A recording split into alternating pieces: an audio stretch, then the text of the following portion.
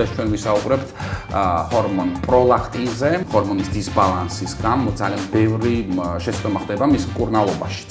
ხანგრძლივი მიღების პირობებში აუძლებელი სურვილი რაღაცების ყიდვის, აი მაღაზიებში დადიან აქტიურად და ყიდულობენ რაღაცებს, თამაში, აზარტული თამაში, შოპოჰოლიკობა, ლუდომანია. აზარტული თამაშები, ლიბიდოს მომატება, ან ჰიპერსექსუალიზმის ვეძახით ამას. პროლაქტინის დონის მომატება კაცებს უზრდის თუ არა ძუძუებს. გამარჯობა, დღეს ორშაბათი საღამოა და ეთერშია ჩვენი პოდკასტი ჯანმრთელობის მატრიცა და დღესაც როგორც ყოველთვის ჩვენ რთულ სამედიცინო თემებზე ვისაუბრებთ ბევრად უფრო მარტივად და გასაგებად ადამიანებისთვის. ჩვენი პოდკასტის სპონსორია კლინიკა ნეოლაბი და დღეს ჩვენ ვისაუბრებთ ერთ ძალიან მნიშვნელოვან ჰორმონზე, რომელიც ფართო საზოგადოებისთვის არის დაკავშირებული მაინც მეტნაკლებად ძუძუთიკვებასთან და ქალის რეპროდუქციულ ჯანმრთელობასთან, თუმცა ამ ჰორმონს, რომელზედაც ახლა ჩვენ ვისაუბრებთ, მას გაცილებით უფრო ფართო გავლენები აქვს ადამიანის ორგანიზმზე და დღეს ჩვენ ვისაუბრებთ ჰორმონ პროლაქტინზე, რომლის დისბალანსის გამო თვითონ სამედიცინო პროფესიონალებს მის მკურნალობასთან დაკავშირებით მარც თუ ისე იშვიათად მოწვით შეცდომები და დღეს ჩვენი გადაცემის სტუმარი იქნება კლინიკა ნეოლაბის ენდოკრინოლოგი მერი დავითაძე. მერი, მოგესალმები, დიდი მადლობა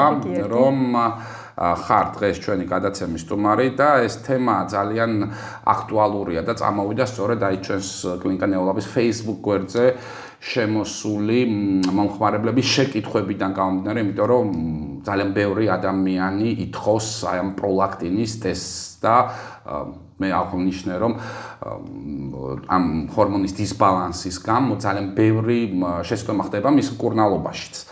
ასევე ეს ტესტიც აღებასთან დაკავშირებითაც ძალიან ბევრი ისეთი არასარწმუნო და მტკიცებულებაზე არ დამყარებული მითია საზოგადოებაში, ამიტომ მე მინდა რომ ეს თემები დეტალურად გავშალოთ, ხო, ჩვენს დღევანდელ საუბარში, მაგრამ თავიდან მოდი დავიწყოთ თუ რა ჰორმონია პროლაქტინი და სად გამომუშავდება ის და რა გავლენა აქვს მას ჩვენს ორგანიზმზე. ხო და მე ვთქვი რომ მხოლოდ ეს ქალური ის არ არის, ხო, მარტო ძუძუთიკვებას ეს ჰორმონი ბუნებრივია არ უკავშირდება. მოგესალმები, გიორგი. პროლაქტინი არის ჰორმონი, რომელიც გამოიყოფა ჰიპოფიზის ლაქტოტროფების მიერ. ლაქტოტროფები ეს არის კონკრეტული უჯრედები, რომლებიც მხოლოდ პროლაქტინს გამოყოფს. და გარკვეული მარეგულირებელი მექანიზმების ზეგავლენით ხდება ამ უჯრედების სტიმულაცია თუ მისი მოქმედების დათრგუნა და შედეგად ვიღებთ ან პროლაქტინის გამოყოფის სიჭარბეს, ან პროლაქტინის დონის დაქვეითებას ან ნორმის ფარგლებში მის არსებობას. ზოგადად კლინიკურ პრაქტიკაში მხოლოდ პროლაქტინის სიჭარბეს განვიხილავთ და პროლაქტინის ნაკლებობა, როგორც ესეთი რამე კლინიკური ღირებულება ამას არ გააჩნია. პროლაქტინი არის ძალიან მნიშვნელოვანი ჰორმონი და მისი ძირითადი ფიზიოლოგიური როლი მაინც სარძევე ჯირკვლების ზრდის წარმოქმნასთან არის დაკავშირებული მშობიარობის შემდგომ პერიოდში, ან როდესაც ძუძუთიკვების პერიოდია. შვილოსნობასთანაც ალბათ, ხო? ძალიან გარდა აი ამ ზრდის წარმოქმნის პროცესისა მნიშვნელოვან როლს თამაშობს ასევე როგორც ქალის, ასევე მამაკაცის რეპროდუქციული სისტემის ჯანმრთელობაში. გარდა ამისა, აი რეპროდუქციული ჯანმრთელობის გარდაც მეტაბოლიზმში აღმოჩნდა, რომ თურმე გლუკოზის, ინსულინისა და ცხიმის მეტაბოლიზმში ძალიან მნიშვნელოვან როლს ასრულებს და პროლაქტინის სიჭარბეც ასევე ასოცირებული იყო ინსულინ რეზისტენტობისა და სიმსუქნის განვითარებასთან.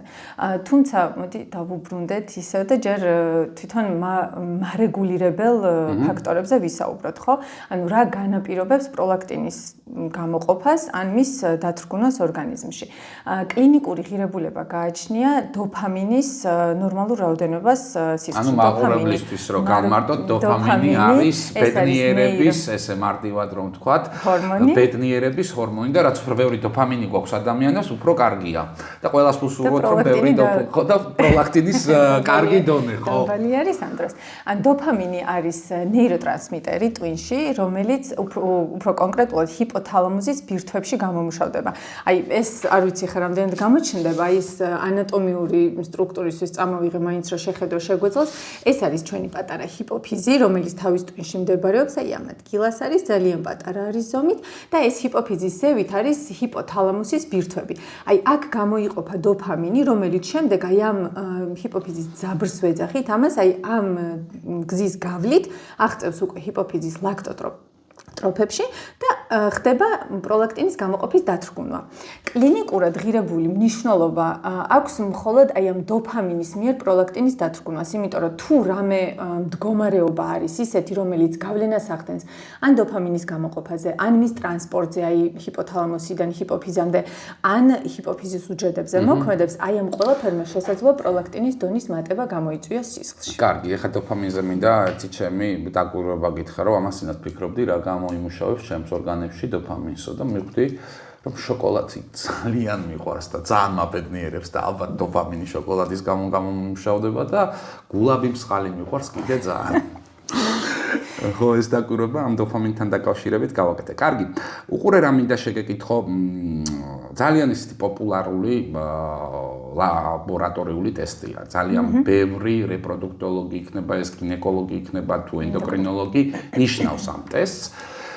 და საზოგადოებაში არის გავრცელებული ასეთი აზრი, რომ ეს უნდა პროლაქტინის დონის განსაზღვრა უნდა მოხდეს რაღაცა 8 საათზე, დილის თუზმოზე, კარგი იქნება თუ პირდაპირ საწოლშივე მოხდება ამ ტესტის განსაზღვრა და ხო, იძახებენ ლაბორატორიას სახში გამოძახებით, ადამიანი არაფერს არ აკეთებს, აი პრეანალიტიკა ამ დოფამინის აღებისა როგორი არის და თუ რაღაცა პროლაქტინის უკაცრავად, თუ რაღაცა ისი არ არის, რომ რაღაცა ხშირად მე პაციენტები წუხილს გამოთქვამენ, იცით, მე ავდექი და ისე გამიკეთეს ეს პროლაქტინის ტესტი, ცოტა დააგვიანდა ლაბორატორიას, 8 საათზე უნდა ჩატარდეს და შემდეგ და ექიმებიც ამ კომუნიკაციას ამყარებენ პაციენტებთან, რომ ძალიან მკაცრ წესებს უწესებენ პროლაქტინის ტესტის აღებას. რეალობა როგორია სამედიცინო მტკიცებულებები ამ თემასთან დაკავშირებით? სამწუხაროდ არ ვიცი, საიდან მოდის ეს მითი და ეს მოსაზრება გავრცელებული, სამედიცინო ლიტერატურაში არსად ესეთი მსგავსი არ წამიკითხავს. მტკიცებულება არის ესეთი, რომ პროლაქტინი, აი ბევრი ფაქტორი ვახსენე, რაც განსაზღვრავს პროლაქტინის დონის მატებას სისხლში, როდესაც ითრგუნება აი ამ დოფამინის გამოყოფა, ხო? ეს ფიზიოლოგიური ფაქტორები არის ძილი.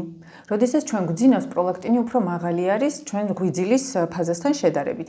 ასევე საკვების მიღება, ცილოვანი პროდუქტის მიღება, მაგალითად ასოცირებული იყო პროლაქტინის შედარებით უფრო მაღალ მაჩვენებელთან, სტრესი, ნებისმიერი ფიზიოლოგიური, ანუ ფიზიკური იქნება ეს თუ ფსიქოლოგიური, ფიზიკური აქტივობა მაგალითად. აი ამ ყველა ფაქტორის გათვალისწინებით, ხო, პროლაქტინი, ანუ ამ ფაქტორების ზეგავლენით პროლაქტინი ბევრად უფრო მაღალი შეიძლება იყოს ნორმის მაჩვენებელთან შედარებით. აი ძილი ყველაზე მნიშვნელოვანი არის. ძილის დროს მაღალია პროლაქტინი, გაღვიძებისთანავე არის პიკი, ანუ ყველაზე მაღალი მაჩვენებელი 24 საათის განმავლობაში და შემდეგ ეს რო დღიურ ნორმას დაუბრუნდეს, იმ კონკრეტული ადამიანისთვის ჭირდება დაახლოებით 1 საათი. და გაიდლაინების, ანუ გზამკვლევები, რეკომენდაციები, მტკიცებულებები, რაც ჩვენ რის მიხედვითაც ხელმძღვანელობთ, ყველა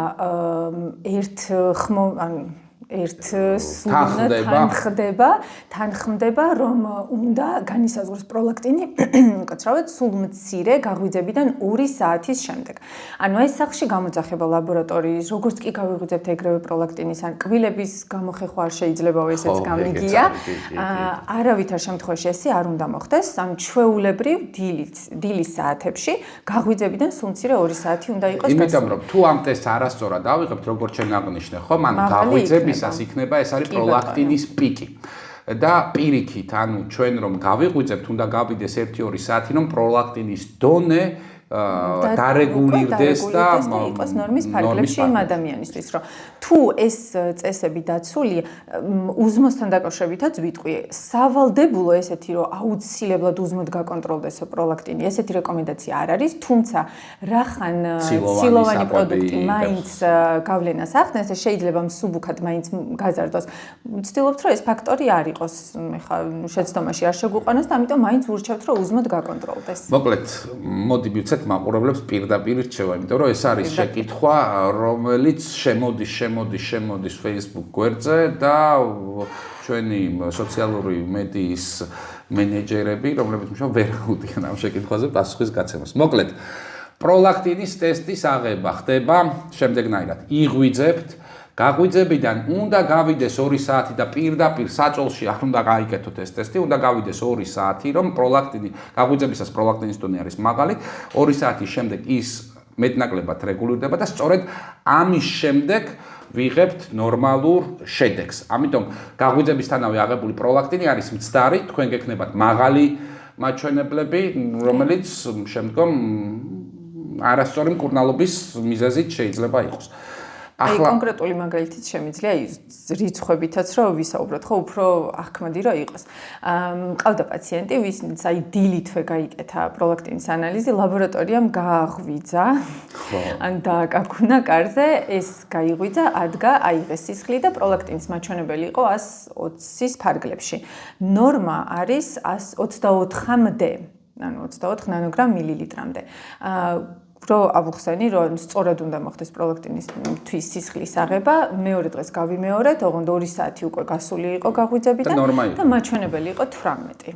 ანუ აბსოლუტურად ნორმის ფარგლებში იყო, ამიტომ აი მცდარად ის, ანუ მარტო ანალიზის მომატება არ არის, უბრალოდ რაღაც რიცხობრივად რომ ხედავთ მომატებულია. პაციენტზე ეს ფსიქოლოგიურ ძალიან არასასრულ გავლენას ახდენს. ჩვენ პროლაქტინის მომატებასთან დაკავშირებით რამდენიმე ფაქტორი ჩამოვთვალეთ და მე მინდა ერთ კონკრეტული შეკითხვა დაგისვა. შენ ახსენე ფიზიკური აქტივობა, ადამიანები, რომლებიც აქტიურად ვარჯიშობენ, მათი პროლაქტინის დონე, ანუ რამდენად სწორად გავიგე, ორგანიზმში არის უფრო მაღალი, ვიდრე იმ ადამიანებს შორის, რომლებიც ნაკლებად ვარჯიშობენ. შესაბამისად, ადამიანები, რომლებიც ვარჯიშობენ აქტიურად, მათი შვილოსნობის უნარი უფრო დაქვეითებულია? არა. აბა? ეს არის ფიზიოლოგიური მატება პროლაქტინის და ის არ აჭარბებს რაღაც კონკრეტულ, ანუ ძალიან მაღალი და პათოლოგიურად მაღალი პროლაქტინის დონე არასდროს არ იქნება მომატებული მხოლოდ ფიზიკური აქტივობის. აი ძალიან ისინი რო არიან ბევრს რო ვარჯიშობენ დიდი კუნთები. ეს უბრალოდ რაღაც ეპიზოდური მატება არის დღის განმავლობაში და მეტი არაფერი. ანუ ის დაუბრუნდება ისევ ნორმას, თუ რამე სხვა პათოლოგიური მიზეზი არ არის პროლაქტინის დონის მატების. ვარჯიშის დროს შეიძლება იყოს მომატებული, თუმცა კლინიკური ღირებულება ამას არ გააჩნია. ამიტომ არის რომ ვეუბნებით, რომ დილით უნდა უბრალოდ მშვიდად იყოს ადამიანი, არ უნდა ივარჯიშოს ენზიმები, არ უნდა ირბინოს 9 საათი და მოვიდეს ისე 2 საათი სირბილით არ უნდა გაატაროს, მოკლედ. ხო, ვარჯიში არ მიყვარს და ეს ძალიან ცუდია და რაღაც მინდოდა პოზიტივი დანახა ამ ამბავში, რომ პროლაქტინის დონე, ვინც არ ვარჯიშობს, ვარჯიში ძალიან მისაუბრია. და შენ გამიცრუე ახლა ეს იმედი. კარგი, ძირითადი ჩივილები, რაც შეიძლება იყოს გამოწვეული პროლაქტინის დონის მატებასთან. ეს და როდის უნდა მიხვდეს ადამიანი, რომ აქ ხომ არ არის ამ ჰორმონის მოჭარბებული პათოლოგიური გამომუშავება ორგანიზმში. ეს ძალიან მნიშვნელოვანია, იმიტომ რომ ზოგადად ყველასთან ხდება პროლაქტინის დონის განზრახვა, მიუხედავად კლინიკური ნიშნები არის თუ არა ამისთვის. მნიშვნელოვანია, რომ პროლაქტინი განისაზღვროს, თუ არის კონკრეტული კლინიკური სიმპტომები ან ნიშნები, რაც მიგვითითებს პროლაქტინის სიჭარბეზე. ეს არის გალაქტორია, ანუ ეგრეთ წოდებული რძის მაგვარი გამონადენი სარძევე ჯირკვრებიდან ქალების ან კაცების შემთხვევაში შეიძლება იყოს, ლიბიდოს დაქვეითება, ერექციული დისფუნქცია მამაკაცებში, ასევე ქალებში შეიძლება იყოს ლიბიდოს დაქვეითებაც და ამენორია, რასაც ვეძახით მენსტრუალური ციკლის შეწყვეტას ან არარეგულარული მენსტრუალური ციკლი. აი ამ შემთხვევაში უკვე აუცილებლად პროლაქტინი უნდა განისაზღვროს, რათა გაირკვეს მიზეზი აი ამ კლინიკური გამოვლინებებისა. მხოლოდ ეს მიზეზები, აი ჩვენ საუბარი დავიწყოთ, სად გამომუშავდება პროლაქტინი, ჰიპოფიზი, რომელიც არის თავისთვის ერთ-ერთი ძალიან მნიშვნელოვანი ორგანო, ხო? შესაძლებელია თუ არა ჰიპოფიზის სიმსივნეებმა ჰიპოფიზში გაჩენილმა რაღაცა ტიპის წარმონაქმნმა მოახდინოს პროლაქტინის ჰიპერპროდუქცია ორგანიზმში და ამ დროს აუცილებელია თუ არა რომ როდესაც ძალიან მაღალი პროლაქტინის მაჩვენებლები გვაქვს რაღაცნაირად თავის ტვინის კვლევაც ჩავთოთ პროცესში. აუცილებლად. აი ეს კლინიკური ნიშნები რაც ჩამოვთვალე არის პროლაქტინის სიჭარბის გამოვლინება, ხო? თუმცა სხვა დაავადებების შედეგიც შეიძლება იყოს ციკლის. ეს შეიძლება იყოს ჰიპოფიზის რომელიმე სხვა ტიპის სიმსივნე, რომელიც აწვება ზეწოლას მექანიკურ ზეწოლას იწვევს აი ამ რეგიონზე და ხდება შესაბამისი ჰორმონების ნაკლებობა, სასქესო ჰორმონების გამოყოფა სათანადოდ არ ხდება და ხდება ციკლის ვთქვათ არარეგულარული მენსტრუალური ციკლი ქალებში ან მამაკაცებში ჰიპოგონადიზმი. ასევე მამაკაცებში შეიძლება იყოს რაღაც იგივენაირად წარმონაქმნი, რომელიც თრგუნავს აი ამ მნიშვნელოვანი ჰორმონების გამოყოფას და ანალოგიურად ვითარდება ტესტოსტერონის დაქვეითება. აი რო გაირკვეს მიზეზი და სწორი მკურნალობა რო დაენიშნოს ადამიანს, პროლაქტინი ერთ-ერთი მაჩვენებელი არის, რომ და განისაზღვროს. თუ პროლაქტინი მომატებულია, უკვე თავის ტვინის MRT ან მაგნიტურეზონანსული ტომოგრაფია უნდა ჩატარდეს, რომ აი ამ რეგიონში ვნახოთ რამე წარმონაქმნი არის თუ არა და ეს ხომ არ არის პროლაქტინის სიჭარბის მიზეზი. ხო, ეს ძალიან მნიშვნელოვანია, ამიტომ ყველა ადამიანმა, ვისაც რეალურად მომატებული აქვს და არა ვთქვათ ისეთი სხვა ეფექტით მომატებული, ყველამ უნდა ჩაიტაროს თავის ტვინის კვლევა. აი MRT-მდე მინდა კიდევ აღვნიშნო, რომ პროლაქტინის მატებაზე გავლენას ახდენს ბევრი მედიკამენტი, ანუ სხვადასხვა მედიკამენტები, მაგალითად გასტროენტეროლოგები იყენებენ მეტოკლოპრამიდი, დომპერიდონი, ესენი გავლენას ახდენს და იწვევს პროლაქტინის დონის მატებას. ასევე ალერგიის საწინააღმდეგო ანტიჰისტამინური პრეპარატებმა შეიძლება გამოიწვიოს პროლაქტინის დონის მატება. ანტიდეპრესანტები, გარკვეული ანტიდეპრესანტები არის პირდაპირ იწვევს პროლაქტინის დონის მატებას, იმიტომ რომ აი ზუსტად დოფამინის გამოყოფაზე და აი იმ შესაბამის რეცეპტორებზე ურთიერთქმედებით ახდენს გავლენას და იწვევს პროლაქტინის მატებას. ამიტომ ადამიანში, ვისთანაც ვნახეთ ანალიზებით, რომ პროლაქტინი არის მომატებული, აუცილებლად უნდა შეფასდეს მედიკამენტური ისტორია, უნდა გამოვკითხოთ რა კონკრეტული პრეპარატები მიიღო და აქვს თუ არა. ანამნეზი კარგად უნდა შეიკრიბოს, ძალიან მნიშვნელოვანი არის, რომ თუ წამლის გამოა მომატებული, მაშინ იმას რამე კონკრეტული მკურნალობა არ ჭირდება და იმ პრეპარატის მოხსნის შემდეგ აღდგება უკვე. ძალიან მნიშვნელოვანი და გრძნობიარე ტესტი, ანუ ზოგადად პროლაქტინთან დაკავშირებით, ანუ ცვლადი ახლა შეც ახსენე, ხომ? პაციენტს მაგალითად ერთ დღეს აუღე ქონდა 120, მეორე დღეს აიღე და ქონდა 18, ხო? აბსოლუტურად ნორმის ფარგლებში.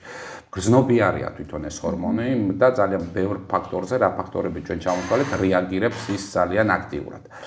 თუმცა სვარცდები საქართველოში მხოლოდ კლინიკა ნეოლაბში არის ტესტი, რომელიც არის კანულირებული პროლაქტინის ტესტი არის, რომელიც არის ძალიან მნიშვნელოვანი და განსაზღვრელი ინდიკატორი, აი რომელთაც ვადგენთ აქრახ პროლაქტინთან დაკავშირებით მართლა მატებაა თუ შეიძლება ეს იყოს ფსევდო რაღაცა ტიპის გავლენიდან გამომდინარე მატება. აი ამ კანულირებული პროლაქტინის ტესტზეც რომ მელაპარაკო, რა არის ეს და რამდენად მნიშვნელოვანია ეს კანულირებული პროლაქტინის ტესტის აღება კლინიცისტი ექიმისთვის. პროლაქტინზე აღნიშნა, რომ სტრესული ფაქტორები გავლენას ახდენს და იწვევს პროლაქტინის დონის მატებას. ვენაში ჩხვლეტაც კი სისხლის აღების პროცესში არის სტრესული ფაქტორი, რომელმაც 2-ჯერ ან 4-ჯერ შეიძლება გამოიწვიოს პროლაქტინის დონის მატება.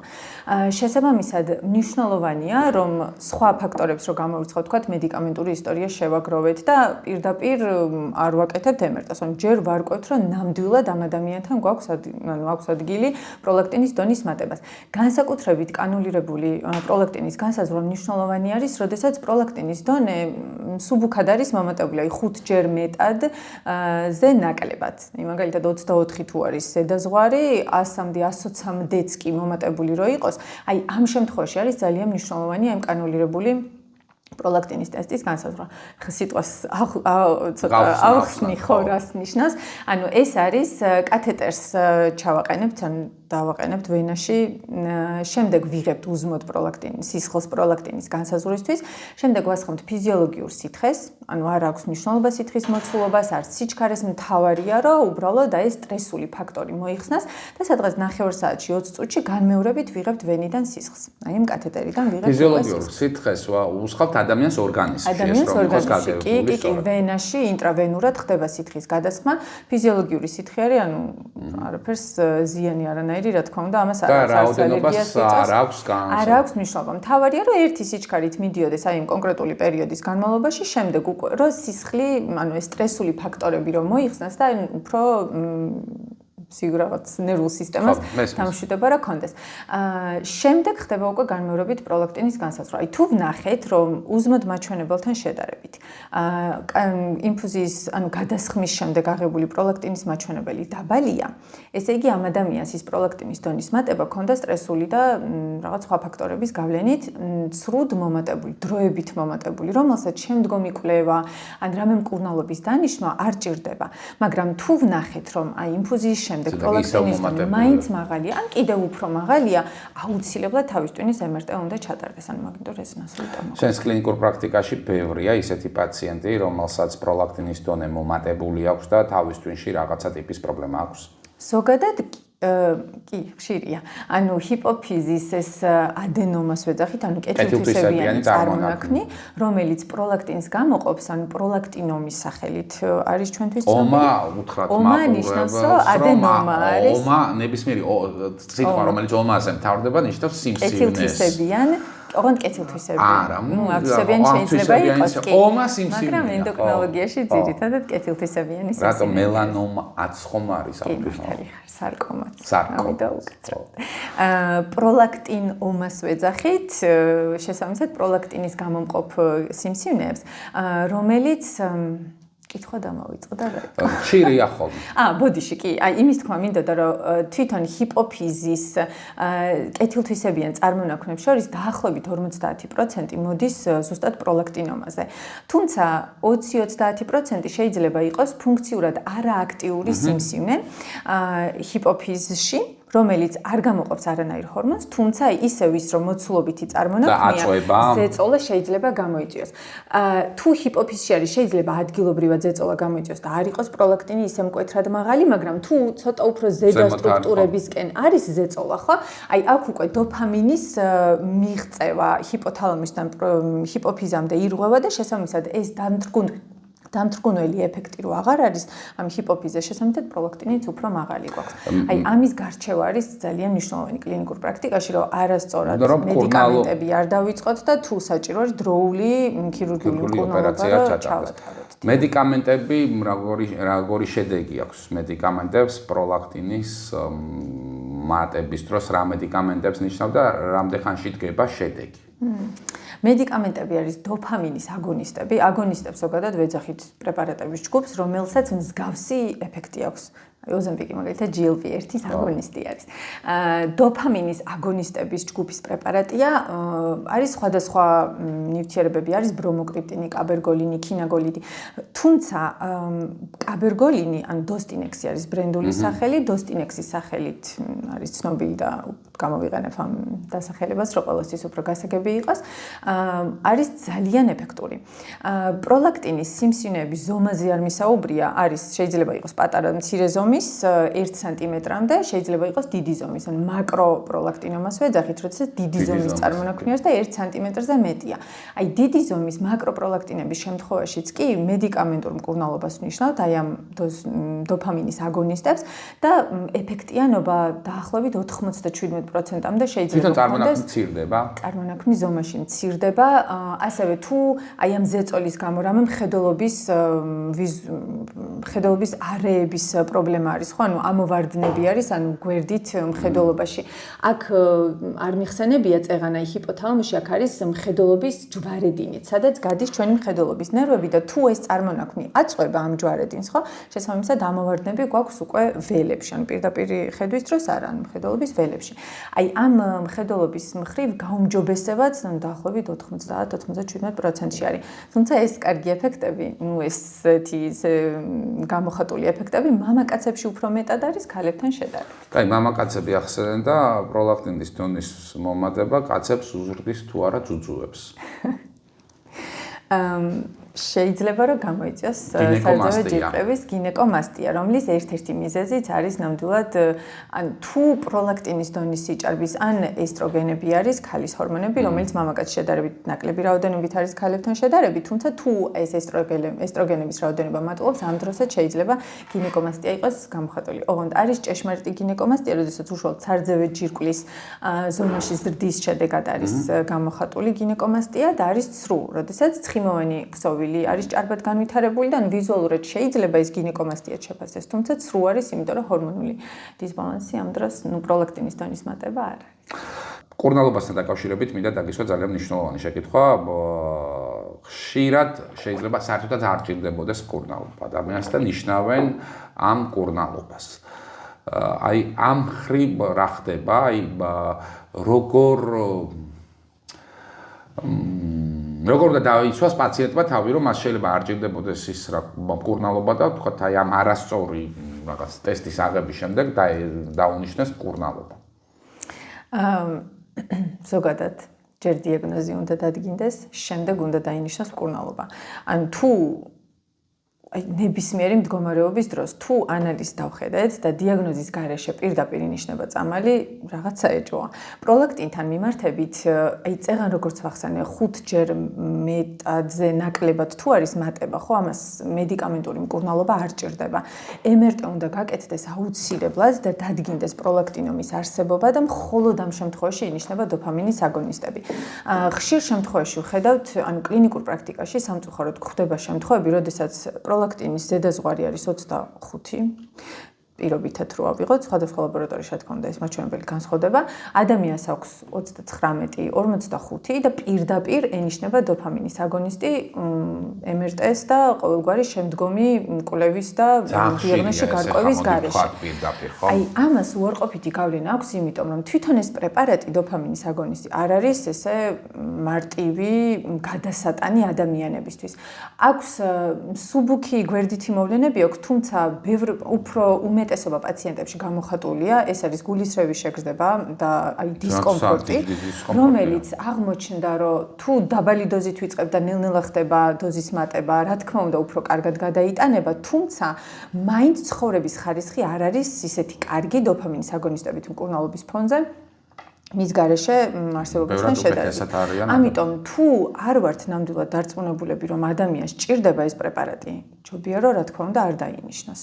ამიტომ არის ეს, რომ ძალიან ბევრი ადამიანი აი ერთი თვით იღებს, სამი თვით დალია ეს დოფამინის აგონისტი და პროლაქტინი დარეგულირდა და შემდეგ უკვე აღარ ჭირდება. თუ რეალური მიზეზია რამდენ ხანს უნდა დალიოს კურნალობის კურსი, ეს ხანგრძლივია და რა დროს მოიწევს? აი დაახლოებით შეიძლება რომ 2 წელი, 3 წელიც დაჭირდეს ამ პრეპარატის მიღება.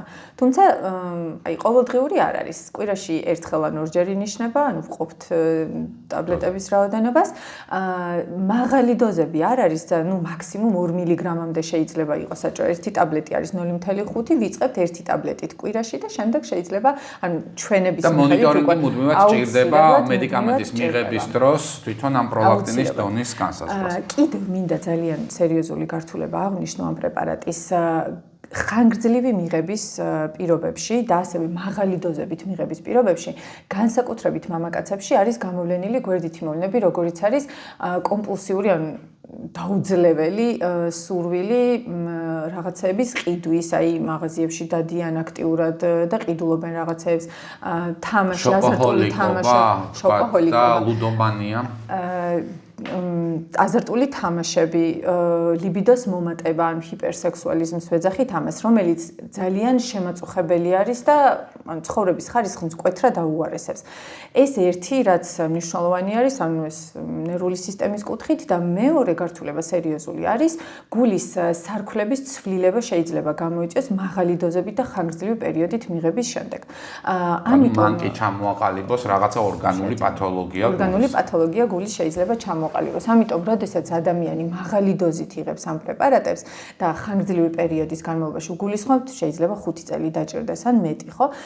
აუცილებლად იმ ადამიანთან გულის კარდიოლოგიც უნდა იყოს ჩართული აუცილებლად ამ მონიტორინგის პროცესში. აუცილებლად. აი ამ რისკებს რისთვის ვზრდით? ანუ სარგებელი და რისკი რო ფასდება, ხო? ანუ პროლაქტინის რაღაც მსუბუქი მატება, რომელიც არ არის რამე ორგანული პათოლოგიით გამოწვეული და შეიძლება რაღაც მედიკამენტით ან სტრესით იყოს გამოწვეული სიჭარბე, როდესაც ადამიანს რამე კლინიკური გამოვლინება ამისი არ აქვს და ანუ მეორე მხარეს არის ამ წამლის საკმაოდ არასასურველი გვერდითი მოვლენები, ამიტომ და ბოლო შეკითხვა მინდა დაგისვა, რომ შენ საუბრის დასაწყისში თქვი, რომ პროლაქტინი მეტაბოლურ პროცესებში ძალიან აქტიურად მონაწილეობს, ხომ? ეს არის ცხიმოვანი ქსოვილის ჭარბით დაგროვება და ასე შემდეგ. ანუ ფაქტობრივად პროლაქტინი ადამიანებში სადაც პროლაქტინი მომატებული უფრო სუქნები არიან, შეგვიძლია ვთქვა. სუქნები არა, აქვს სიმსუქნე, ხო.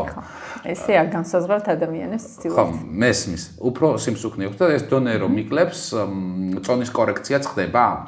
არა, ანუ პროლაქტინი ასოცირებულია ინსულინ რეზისტენტობასა და სიმსუქნესთან. ანუ ეს არ ნიშნავს, რომ ყველა ადამიანს, ვისაც სიმსუქნე აქვს, ან ინსულინ რეზისტენტობა. ბუნებრივია, მე გეკითხები უბრალოდ თუ მაღალია და თუ არ რეგულირებთ ამ პროლაქტინის დონეს, ამ შემთხვევაში წონის კორექციაც ხდება? ძალიან მსუბუქი არის ეს მატება, ანუ ისე არ იქნება, რომ რაღაც სიმსუქნე განვითარდა, როდესაც ნორმალური სხეულის მასის ინდექსი იყო, ეს იქნება მსუბუქი 5-7 კილოს მატება რაღაც გარკვეული პერიოდის განმავლობაში. ნუ ეგეც ამბავია, ხო, ვიღაც თუ კი, რა თქმა უნდა, მაგრამ ხო 30 კილოს მატება ამას არ ახასიათებს და შესაბამისად რომ დავარეგულირებთ პროლაქტინს ხო 30 კილოს. ეს არ არის პროლაქტინის მიერ მომატებულ 5-7 კილოს უკან წაიღებს და დაიკლებს ალბათ, ხო? კარგი, მე რაღაცნაირად რეზიუმირება რო გავაკეთოთ, შევაჯამოთ და მე მინდა რომ შენი კონკრეტული რეკომენდაციები გასცე ჩვენს მსმენელთან, ჩვენს მაყურებელთან, რომელიც უსმენს ახლა ჯანმრთელობის მატრიცას, დაწყებული ტესტის აღებიდან და დაამთავრებული სიმპტომებიდან, რაც კიდევ ერთხელ კონცენტრირება რომ მოვახდინოთ, რა შეიძლება მიუთითებდეს იმაზე, რომ გვაქვს ჰიპერპროლაქტემია, ანუ პროლაქტინის მაღალი დონე ორგანიზმში. ანუ პროლაქტინი უნდა განისაზღვროს აუცილებლად ქალებში, ვისაც აქვს გამონადენი სარძევი ჯირკვლიდან ან მენსტრუალური ციკლის დარღვევები, ხოლო მამაკაცებში, როდესაც გვაქვს ლიბიდოს დაქვეითება ან ერექციული დისფუნქცია.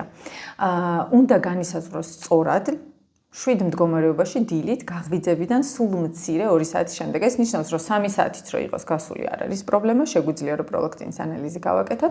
და პირველივე უმჯობესია უზმოდ ვიყოთ, იმიტომ რომ თუ მომატებული იქნება მაჩვენებელი, მაშინ უზმოდ აუცილებლად გადაკონტროლება დაჭირდება და პარემ თავიდანვე უზმოდ გავაკეთოთ. პირველივე მომატებული მაჩვენებლის საფუძველზე არავითარ შემთხვევაში მკურნალობა არ უნდა დაინიშნოს. უნდა კარგად შევაგროვოთ პაციენტის ისტორია, როგორც მედიკამენტური, ასევე სხვადასხვა დაავადებები უნდა გამოვიკითხოთ, იმიტომ რომ თირკმლის ქრონიკული დაავადება, ღვიძლის ქრონიკული დაავადება, რომელიც საერთოდ არ არის დაკავშირებული თითქოს აი ამ ჰიპოფიზის დარღვევასთან, ქსოვილის დაზიანებასთან, ხო? თუმცა ასევე შეიძლება პროლაქტინის დონის მატება გამოიწვიოს. ამიტომ უნდა კარგად შევაგროვოთ პაციენტის ისტორია და მხოლოდ თუ ნამდვილად მომატებული იქნება მაჩვენებელი, შემდეგ უკვე თავის ტვინის MRT უნდა ჩატარდეს. და კიდევ კანულირებული პროლაქტინი, რომელიც მხოლოდ ნეოლაპში ტარდება. აუცილებლად მნიშვნელოვანი არის, როდესაც გვაქვს მცირედ მომატებული პროლაქტინის მაჩვენებელი. ძალიან მნიშვნელოვანი პროლაქტინის ანალიზია, რომელიც ეხლა გამახსენდა, ნიშნავს მაკროპროლაქტინი. ანუ ძალიან მოკლედ ვიტყვი, ჩვენ სისხლში მოცირკულირე პროლაქტინის, აი მოლეკულური წონა, ეს ცილოვანი ჰორმონი არის, მისი მოლეკულური წონა არის 23 კილო დალტონი. მაგრამ სისხლში ასევე ცირკულირებს უფრო დიდი ზომის პროლაქტინები. დიდ პროლაქტინს ვეძახით, ან მაკროპროლაქტინს, რომლის წონა არის 40-60 მიკროდალტონი, კილოდალტონი უკაცრავად, მაგრამ მას არ აქვს რამე ფიზიოლოგიური, ან ბიოლოგიურად აქტიური არ არის. უბრალოდ დიდი ზომის ცილა არის, რომელსაც პროლაქტინის მსგავსი სტრუქტურა აქვს. ანალიზები, როდესაც ანალიზს ვაკეთებთ, შეიძლება ეს დიდი პროლაქტინიც დაიჭიროს და სადღაც 20%-ში ადამიანების 20%-ს აღენიშნება მაკროპროლაქტინის არსებობაც. ამიტომ ამისთვის ან ანალიზს ვაკეთებთ მაკროპროლაქტინის სახელით არის ცნობილი, რამდენიმე ლაბორატორიაში კეთდება, მათ შორის ჩვენთან, სადაც ხდება პროლაქტინის, ანუ სპეციალური განსაზღვრა არის პროლაქტინის, სადაც გამოიყოფა პროლაქტინი, მაკრო და ნორმალური ზომის პროლაქტინი.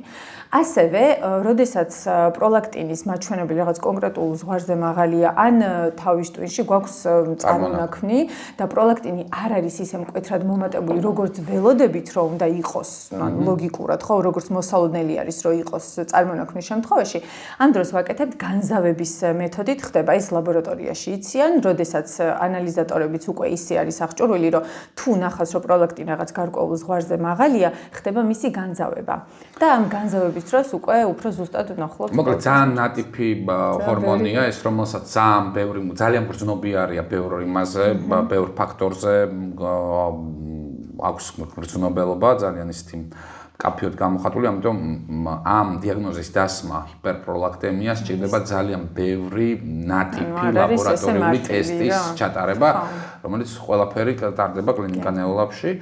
მერი, დიდი მადლობა, ყოველთვის საინტერესოა შენთან საუბარი, იმიტომ რომ აი როგორი ექიმი ხარ იცი, პირდაპირ გეტყვი რომ სულ ძალიან ბევრს დროს უთმობ აი სიახლეები ენდოკრინოლოგიური მიმართულებით სიახლეების გაცნობას და ზოგადად ძალიან თანამედროვე ტიპის ექიმი ხარ და ძალიან მახარებს შენთან კომუნიკაცია ყოველთვის, იმიტომ რომ ძალიან საინტერესო ინფორმაციებს მაწვდი ხოლმე. მადლობა, რომ იყავი დღეს ჩვენი პოდკასტის სტუმარი, ჯანმრთელობის მატრიცის სტუმარი.